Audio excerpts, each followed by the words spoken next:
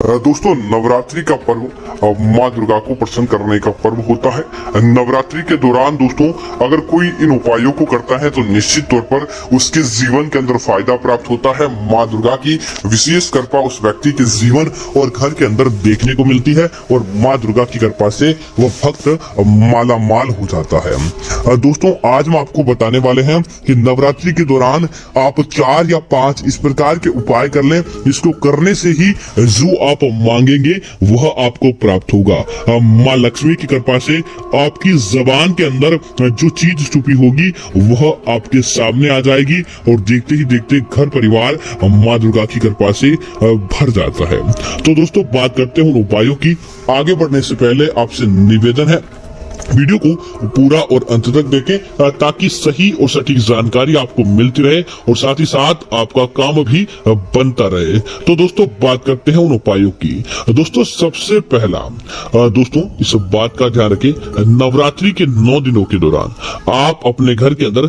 कलश घट स्थापना जरूर करें और साथ ही साथ माँ दुर्गा की मूर्ति या तस्वीर को श्रृंगार करके नवा आप उपचार करते हुए घर के अंदर स्थापित करें ताकि पहले तो आप इस उपाय की नींव रख पाए। उसके बाद दोस्तों आप बात करते हैं नवरात्रि के 9 दिनों के उपाय की ताकि घर के अंदर किसी भी प्रकार का कोई काम नहीं टले। दोस्तों नवरात्रि के 9 दिनों के दौरान अगर आपका सामर्थ्य है तो अपने घर के अंदर आपको एक अखंड दीपक जरूर जलाना चाहिए। जो आप तेल या घी का आपका सामर्थ्य के अनुसार आप जो भी जलाना चाहते हैं वह जला सकते हैं। उसके बाद दोस्तों दूसरी चीज की बात करें कि अगर आप अखंड दीपक नहीं जला सकते तो दोस्तों नवरात्रि के 9 दिनों के दौरान अपने घर के अंदर सुबह और शाम के समय नित्य माँ दुर्गा की पूजा करें और धूप दीप घी का दीपक जलाकर माँ दुर्गा की आराधना करें। ऐसा अगर आपने कर लिया या दिन के 3 पहर सुबह दोपहर और शाम अगर आपने कर लिया और निश्चित तौर पर दोस्तों नवरात्रि के 9 दिनों के दौरान माँ दुर्गा धरती भ्रमण पर निकलती है और आपकी पूजा से अगर वह प्रसन्न हो गए तो निश्चित तौर पर वह इस धरती लोक पर आपका उद्धार करने के लिए आते हैं और आपके सारे काम के अंदर आपको सफलता की प्राप्ति होती है। अब दोस्तों नवरात्रि का दूसरा और चमत्कारिक उपाय, दोस्तों आप क्या करें कि 2 कटोरी वाला जो नारियल आता है जिसे खोपरा भी कहा जाता है वह आप अपने घर के अंदर लेकर आ जाएं। उसके बाद दोस्तों आपको क्या करना है, एक लाल कपड़ा ले, लाल कपड़े के अंदर 2 हरी इलायची, 2 काली मिर्च के दाने और 2 ही दोस्तों आपको लौंग लेना है। हरी इलायची दोस्तों लक्ष्मी को आकर्षित करने के लिए, किसी अन्य व्यक्ति को आपसे आकर्षित करवाने के लिए, अपना काम सिद्ध करवाने के लिए बहुत ज्यादा जरूरी होती है। तो दोस्तों काली मिर्च भगवान शनिदेव के प्रकोपों को शांत करती है, भगवान शनिदेव को आकर्षित करती है और साथ ही साथ आपकी बुरी किस्मत को संवारने का काम करती है। और साथ ही साथ लौंग दोस्तों माँ दुर्गा को नवरात्रि के दिनों के दौरान चढ़ाया जाता है। माँ दुर्गा को लौंग बहुत ज्यादा पसंद है और इसको चढ़ाने से ही आपके काम बन जाते हैं। इसकी वजह से दोस्तों इस हेतु लौंग का भी महत्व रखता है। अब क्या करें, उसको लेकर आप एक पोटली बना दे और उसके बाद दोस्तों जो खोपरा रहता है 2 कटोरी वाला नारियल, 1 कटोरी के अंदर यह पोटली डाल दे और 1 कटोरी के अंदर चावल भरने के तत्पश्चात इन दोनों को दोस्तों एक लाल धागे या काले धागे की सहायता से आप बांध दें और बांधने के तत्पश्चात एक नवरात्रि के एक किसी भी दिन आप माँ दुर्गा के चरणों के आगे से रखें और मंत्र बोले ओम मम शम चार पूर्ति मम दुर्गा स्वामी, इस मंत्र का आपको जाप करना है। दोस्तों मंत्र एक बार वापस सुन लीजिए ताकि आपसे किसी प्रकार की गलती न हो। और उसके बाद दोस्तों आप क्या करें, उस नारियल को अपने माथे पर भी ओसारे और ओसारने के तत्पश्चात इस नारियल को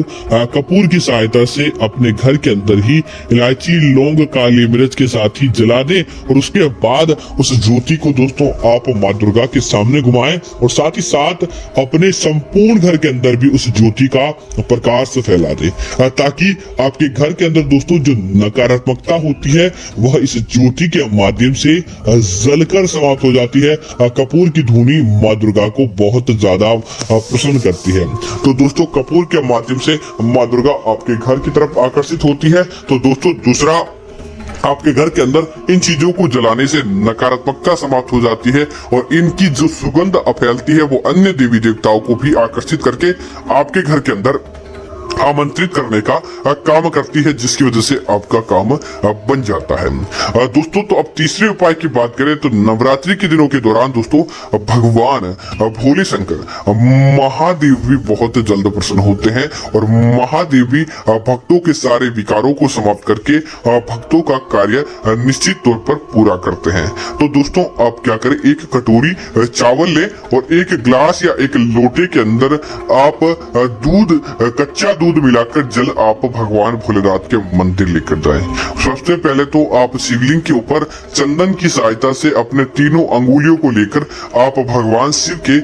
त्रिनेत्र का निर्माण करें और बीचों बीच आपको अपनी तर्जनी अंगुली के साथ ही शिवलिंग पर आप एक लाल सिंदूर की सहायता से तिलक लगा दें। उसके बाद दोस्तों भगवान भोलेनाथ को आप जो एक कटोरी चावल लाए हैं, अक्षत है इस बात का ध्यान रखें चावल खंडित नहीं हो, चावल अर्पित करें नवरात्रि के किसी भी एक दिन के दौरान। और उसके बाद दोस्तों उस चावल को तो वहां से वापस समेट ले और आप भगवान भोलेनाथ को कच्चा दूध शिवलिंग को जल के साथ अर्पित करें और एक मंत्र बोले, ओम शिवाय नमस्तुभ्य, ओम शिवाय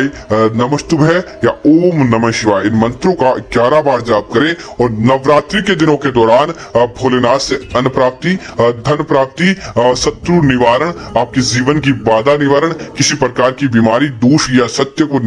किसी प्रकार का आपको असत्य परेशान कर रहा है तो उसके निवारण की मनोकामना मांगते हुए दोस्तों उस चावल को आप वापस उस कटोरी के अंदर इकट्ठा कर लें जो आपने भोलेनाथ को चढ़ाया है और उसके बाद आप वहां पर बैठकर आराधना करते हुए अपने घर की तरफ आ जाएं। दोस्तों, आपकी सारी बाधाओं का निवारण हो जाता है, किसी प्रकार की बाधा आपके जीवन के अंदर नहीं रहती है। अब दोस्तों घर लेकर आए जो चावल आपने भगवान भोलेनाथ के शिवलिंग पर अर्पित किए थे, उन चावल को पानी के अंदर धोने के बाद उन चावल को उबालकर उस चावल का प्रसाद दोस्तों घर परिवार के जितने भी ज्यादा सदस्य हैं वह सारे के सारे सदस्य उस भगवान भोलेनाथ के प्रसाद को ग्रहण करें, उस चावल के प्रसाद को ग्रहण करें। और उसके बाद दोस्तों उस रात्रि के बाद देखेंगे जिन लोगों ने उस चावल का प्रसाद ग्रहण किया है, समझ जाइए कि नवरात्रि के दिनों के बाद आपके जीवन के अंदर वो सारा का सारा अंधकार समाप्त होने लगेगा। आपके जीवन के अंदर अपने आप ही प्रकाश आएगा और भोलेनाथ